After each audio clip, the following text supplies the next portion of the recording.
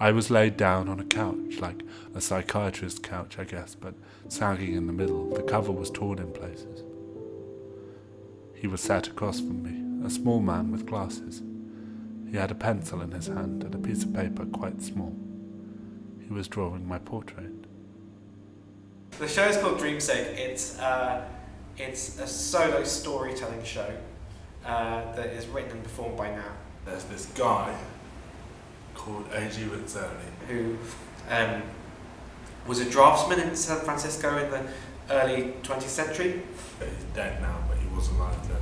And he drew pictures of buildings, which were also portraits of people. So it's sort of about him.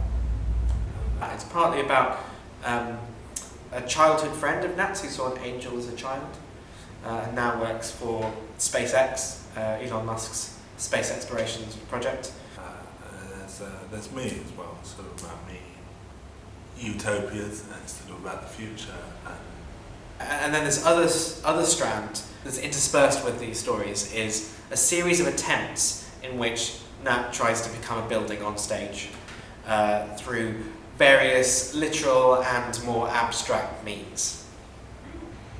I've been interested in buildings for like a really long time, and the idea of a building as a person, or a building as a character, or a terrain as a character, or landscape as character, and the intrinsic character of cities in particular, and whether thinking of cities as organisms and the things in cities as organisms, and whether that city is sort of sorry for the pain it inflicts in any sort of way.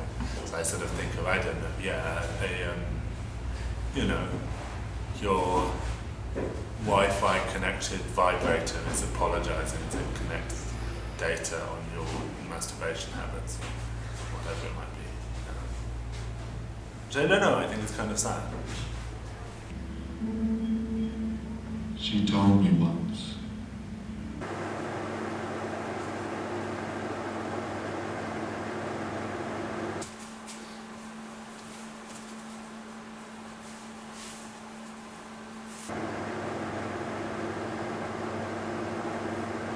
Right, so then it's right left, right.